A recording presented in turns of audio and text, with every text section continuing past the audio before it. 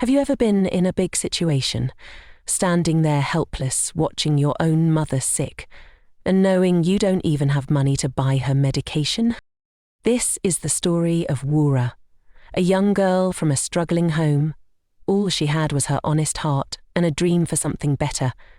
She never imagined that one small act of honesty would lead her into a whirlwind of betrayal, heartbreak, and finally, a love so pure it would heal every wound. So please, before we start, don't forget to like this video, share it with someone who needs to hear this story, and subscribe to our channel for more powerful tales that touch the soul and keep you coming back for more. Now, let's begin this unforgettable journey with Wura. Wura stood outside the small, dusty pharmacy, her eyes swollen from crying. Inside, the pharmacist had just turned her away, again. "Please, sir," she had begged, gripping the wooden counter so hard her knuckles turned white. "My mother is sick. Please just give me these drugs. I promise I'll pay later." The pharmacist's eyes were cold. "You still owe me from last month, Wura. Business is business. Come back when you have money." Outside, the sun blazed on her head like punishment. Her throat tightened, heart twisting. She tried to be strong, but a sob escaped her lips. She was only 21, fresh out of secondary school. Her dreams of university had died the day her father lost his job. Now she spent her days weaving tiny braids in a hot salon just to help buy Gary. But today even that was not enough. Her boss was kind, but had her own struggles. And the customers were fewer by the day.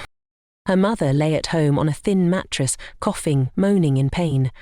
Her father tried to soothe her, but the look in his eyes was defeated. Wura wandered aimlessly, feet dragging on the rough gravel road. Soon she found herself outside a massive black gate. A golden lion's head was carved on it, mouth open in a silent roar. She sank to the ground, knees pulled to her chest. Hot tears streamed down her cheeks as she whispered, "God, is this how she will die, just because we are poor?" Cars zoomed by. No one noticed the slim girl in her faded Ankara skirt, shoulders shaking with grief. Then, screech! A sleek silver car swerved and parked right in front of the mansion. A tall, light-skinned man in a fine blue suit stepped out, phone pressed to his ear. His face was tight with anger. "No, I told you, if the deal fails, we lose everything," he barked into the phone, pacing back and forth. As he stormed toward the gate, something slipped from his pocket. A black leather wallet. It fell on the gravel with a soft thud. Wura's tears paused. Her eyes widened. Her heart raced. She scrambled to her feet, shouting, Sir, your wallet!" But he didn't hear. The gate swung open for him, then clanged shut. Wura stood there, the wallet lying at her feet. She bent down, picked it up with trembling hands. It felt heavy. Her mind spun. This could pay all our debts. Maybe more. Her stomach churned. She sat back down on the ground, clutching the wallet, torn between temptation and her upbringing. Her mother's voice echoed in her head. "Wura, never touch what isn't yours. No matter how poor we are, we have our dignity." She closed her eyes, hugged the wallet to her chest and whispered, "Mama, help me do the right thing." Suddenly the gate creaked. Wura's eyes snapped open. The gateman was watching her. The gateman's eyes narrowed. He was a hefty man in a dark green uniform, leaning lazily against the gate. But the moment he saw the wallet in Wura's hands, he stood upright. "What are you doing there?" he barked. Wura jumped, clutching the wallet tighter. "Please, sir, the man who just entered dropped this. I wanted to return it." He sneered. "Na so alavona day talk. Oya, give me make I return it." Something deep in Wura twisted. Her mother's words came back again. "Be honest, but be wise too." This man didn't look honest. She could almost see the greed dancing in his eyes. "No, sir, I will wait for him myself. I promise I won't be trouble." The gatesman's face hardened. Without warning, he slammed the small viewing door in her face. "Suit yourself," he grumbled. Hours crawled by. The sun dipped lower, painting the sky with streaks of orange and purple. Wura's stomach growled in pain.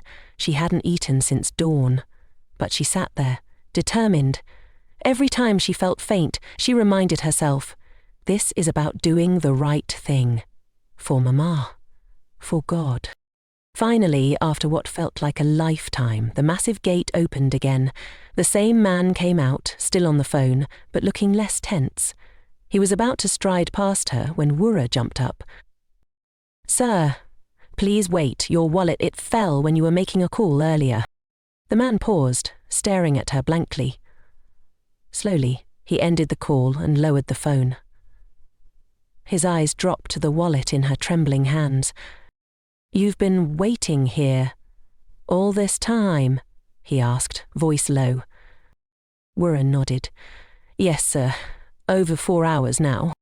He took the wallet from her, opened it. His eyebrows shot up. The thick bundle of cash and several gold cards were still there. His throat bobbed as he swallowed.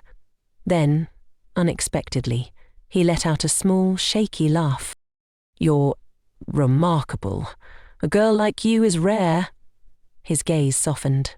"What's your name?" "Wura," she whispered, voice cracking. And why were you crying when I first saw you?" Wura bit her lip. She hadn't meant to burden him, but the floodgates broke. Tears streamed down her cheeks. "My mother. She's very sick. We have no money for medicine. I owe the pharmacy so much already." "They won't help us anymore?" The man's jaw clenched. He stuck out his hand. "Come on. My name is John. Let's go fix this." Wura blinked. "Sir? Get in the car. We're going to the pharmacy." Heart thudding wildly, Wura obeyed. The seat smelled of leather and luxury, worlds away from her little room. At the pharmacy, John paid off all her debts. The pharmacist's eyes nearly popped from his head. Then John handed Wura a thick envelope. "For future needs, and take me to your mother." By the time they arrived at Wura's house, a tiny 2-room shack, her father rushed out, wide-eyed. John shook his hand firmly, introduced himself, and went inside to greet Wura's frail mother, who whispered blessings through her tears. As John left, Wura's heart felt like it might burst. She ran out after him. "Thank you, sir. Thank you. I'll never forget this." He gave her a warm smile that made her stomach flutter. "Call me John, and Wura, this is only the beginning." From that day on, Wura's world changed. John began visiting her family often. He'd bring baskets of fruits, tins of milk, and packets of medicines. Wura's mother regained her strength, smiling wider each day. Her father, once broken by shame, now stood taller whenever John shook his hand. But it was the quiet moments that meant the most. John and Wura would sit under the mango tree by her house, talking for hours. He'd listen to her dreams of one day opening her own salon. She'd laugh at his stories about growing up abroad, how awkward he felt trying to speak Yoruba at family gatherings. One evening, John looked into her eyes, his voice soft. "Wura, I can't stop thinking about you. You've made me see life differently. Not just money or power, but what it means to truly care." Wura's heart fluttered. "I feel the same, John, but are you sure? I'm just a poor hairdresser's apprentice." He cupped her cheek. "That's exactly why. Your heart is pure. I want more of this, more of you." But even as love blossomed in their little world, a storm brewed elsewhere. John's father, Chief Ajayi, was a towering man with a deep voice that made walls vibrate. One afternoon, he summoned John to his grand study. The air smelled of old books and expensive cigars. "John, it's time we secured the partnership with the Adekunles. You will marry their daughter Vic. Our companies need this merger to survive." John's heart sank. "Father, I can't. I've met someone. I love her." Chief Ajayi's fist slammed the oak table. Nonsense. That hairdresser girl, forget her. If you don't marry Vic, we lose billions. Our entire legacy crumbles. Do you want to watch me ruin your future because of a village romance? John clenched his jaw. You've built enough legacies for 10 lifetimes. I want my own happiness. Just then, the door burst open. Vic strutted in, a tall, slender woman with flawless skin and eyes that sparkled with mischief rather than warmth. She wore a tight red dress that clung to her like a second skin. "Oh, please, John," she purred, draping her arm around his shoulders. "Stop pretending. You'll marry me whether you like it or not." John shoved her arm off. "Get your hands off me. I've told you before, we're not compatible. You party every night, you have no respect for anyone. I won't let Father force me." Vic's smile twisted into something cruel. She leaned in, whispering so only he could hear. "If you don't marry me, your father's business is finished. My father will pull out all contracts. You'll watch your proud old man beg on the streets." Don felt sick. Vic gave a victorious smirk and left, hips swaying. That night, John drove to Wura's house, heart heavy. When she saw him through the doorway, she ran and threw her arms around his neck. "John, I was just praying you'd come." He pulled back, studying her gentle face. "Wura, promise me something. No matter what happens, don't ever stop believing I love you." Fear pricked her chest. "John, you're scaring me. What's wrong?" He kissed her forehead, whispering, "It's complicated, but I swear I'll fight for us." Days rolled by like restless waves. John tried to shield Wura from the storm brewing in his family, spending every spare moment with her under the mango tree, but his heart never settled. He knew his father's threats weren't empty. Meanwhile, Vic lived her life recklessly. Nights were spent in neon-lit clubs, drowning in loud music, cheap perfume and stronger drinks. Her laughter was hollow, her smiles hiding desperation. Inside, she fumed. John should have been mine. By right, by power, by family plan. One Friday night, Vic staggered into a nightclub, draped in a sparkling black dress. Her eyes darted around, chasing distraction, but the wrong company found her first. A group of men, half drunk, pulled her close. At first she giggled, enjoying the attention, until hands grew rough, voices sharp. Her laughter cracked into fear. "No, stop it! Leave me alone!" she shrieked, trying to break free, but their grip tightened. Hours later, Vic lay curled on the cold floor of a filthy restroom, her dress torn, makeup smudged with tears. Pain coursed through her body. With trembling fingers, she pulled out her phone and typed shakily, "John Diez's Pierre's come. Some guys beat me up. I can't even walk. This is not about us dating, just Pierre's come. Help me, save me." She hit send and sobbed. Miles away, John was in bed, staring at the ceiling, thinking of Wura's soft smile. His phone buzzed. The message flashed on screen. His first instinct was to ignore it. After all the manipulation, why should he care? But another thought clawed at his conscience. What if she truly is in danger? Would you let even your enemy suffer like that? John grabbed his keys and raced into the night. The club smelled of stale sweat and spilled alcohol. John pushed through the crowd, heart thudding. A frightened cleaner pointed him to the restroom. There he found Vic slumped against the wall, her face pale, eyes swollen. "Oh God, Vic," he whispered, crouching beside her. He tried to help her stand, but she cried out. Without another word, he swept her into his arms and carried her out. At the hospital, Vic clutched his hand like a lifeline. When she woke, hours later, tears slid down her cheeks. "Thank you, John. I didn't know who else to call." John exhaled. "Don't thank me. Just rest. I'll drop you wherever you want tomorrow." Vic shook her head fiercely. "No, please don't take me home. I don't want my father to see me like this. Can I stay at your house just tonight? I promise, by morning, I'll be gone. John hesitated, then nodded. All right, just tonight. At John's mansion, he helped her inside. Vic slumped on the couch. Minutes later, she staggered into his room wearing nothing but a thin robe. John, she whispered, reaching for his chest. Let me thank you, the way you deserve. John stepped back, his face hard. Vic, stop this. You were just assaulted. Is this really who you are? She pouted, trying to close the gap, but John gently pushed her away. I only brought you here to be safe, not for this. He walked out, locking himself in the guest room. Outside the door, Vic beat her fists weakly against the wood, sobbing. Why isn't anything ever enough for you? Weeks passed. Wura's days were bright with love and hope.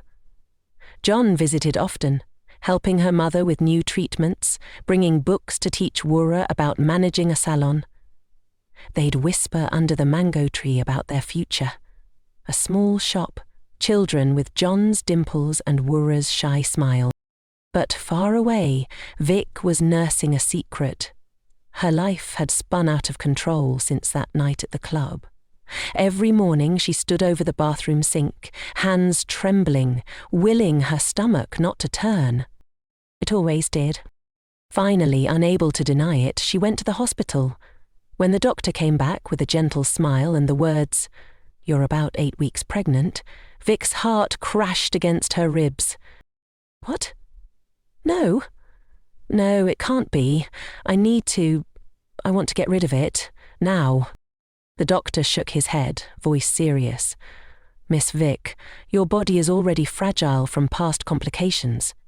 If you abort this child, you might never be able to conceive again. Vic staggered out, her mind racing. If she had this baby, it would be her only chance. And her only way to bind John forever. The next morning, Chief Ajayi was on the balcony when Vic arrived, eyes red from crying. She fell to her knees, wailing dramatically. Daddy, Uncle, please. John is the father. I'm pregnant. He's been avoiding me since it happened. The old man's eyes lit up. What? This is wonderful news. I'll call the Arcundes. We'll arrange the wedding at once. Vic pressed her face into her palms, a smile lurking underneath. John was at Wura's house that evening, holding her hand, when his phone rang. His father's voice thundered through the speaker. John, come home now. We have to celebrate. Your fiancé is carrying your child. John shot to his feet, colour draining from his face. What did you say? Vic is pregnant.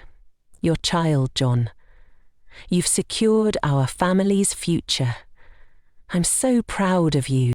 Back at the mansion, John stormed in like a tornado. Vic sat daintily on the sofa, hands folded over her belly. You lied to them, John hissed. You know I've never touched you. Vic's eyes glistened. John, please, don't ruin this for me. Or for your family. If I say it's yours, it's yours. My father's contracts will stay, your father will keep his empire, everyone wins. Accept the truth, John roared. He'd called an emergency meeting. Vic's family, his own, all seated tensely in the grand hall. John stood, voice shaking with rage. I will only accept this child if we do a DNA test once it's born. If it's truly mine, I'll marry Vic and raise it with honour. But if it's not, your lies end today. Lick's father slammed the table. How dare you question my daughter's word? Vic herself looked terrified. Then, catching John's icy stare, she forced a nod. All right, we'll do the test. Later that night, Vic sat alone in her room, rocking back and forth. Tears slid down her cheeks. What have I done? But the thought of living without this child, without even the false promise of John, was too heavy to bear. In the shadows, John clenched his fists, his dreams with Wura shattering. The only hope was a truth yet unborn. 9 long, heavy months crawled by. Wura lived in quiet agony, her heart torn between love and fear. John visited her still, often holding her tightly under the mango tree, whispering, "Wait for me. The truth will clear everything. I swear it." But each time he left, Wura crumpled in tears. Her mother would stroke her back gently, saying, "If he truly loves you, nothing can separate you. Be patient, my daughter." In the city, Vic's world had grown smaller and darker. Her laughter at parties was a ghost. Her once flashy dresses hung on her thin shoulders. She spent nights pacing her marble floors, haunted by the echo of John's voice. "If that child is mine, I'll be there. If not, it all ends." When the pains finally came, Vic was rushed to the hospital. Her screams filled sterile hallways as nurses darted around. Hours later, the doctor emerged with somber eyes. "Congratulations, it's a baby girl, but Miss Vic didn't survive the delivery. Her body was too weak." John arrived breathless at the hospital, just as Vic's lifeless form was being wheeled away under a white sheet. His stomach twisted. No matter what she'd done, she hadn't deserved to die alone and terrified.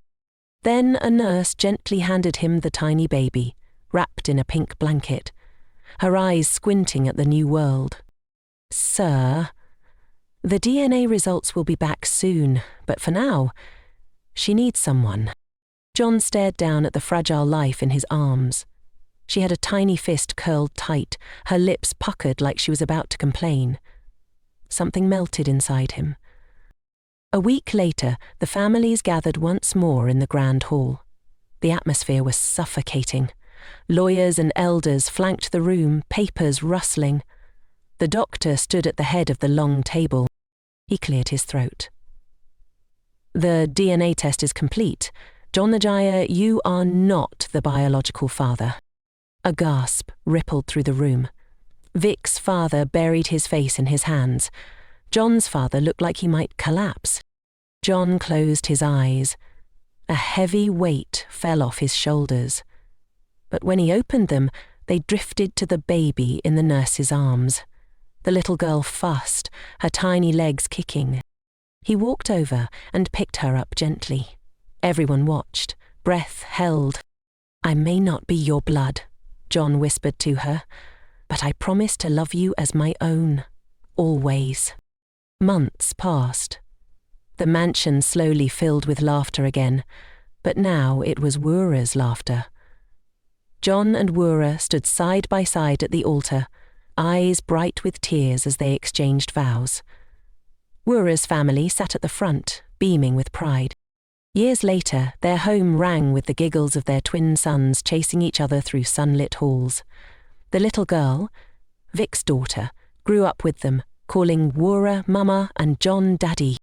One evening under the mango tree, John pulled Wura close. "Remember when all this felt impossible?" Wura smiled, resting her head on his shoulder. "Now it feels like a dream, a hard one, but worth every tear." John kissed her softly. "Thank you for waiting, for trusting my love. I'll spend forever proving it was right. Now tell me, if you were John, would you also choose to be the father of Vic's daughter, even after all the lies? Please, let us know your answer in the comments. Also, don't forget to like this video, share it with someone who loves powerful stories, and subscribe to our channel so you never miss more touching African tales like this. And tell us, where are you watching us from? Thank you so much for watching.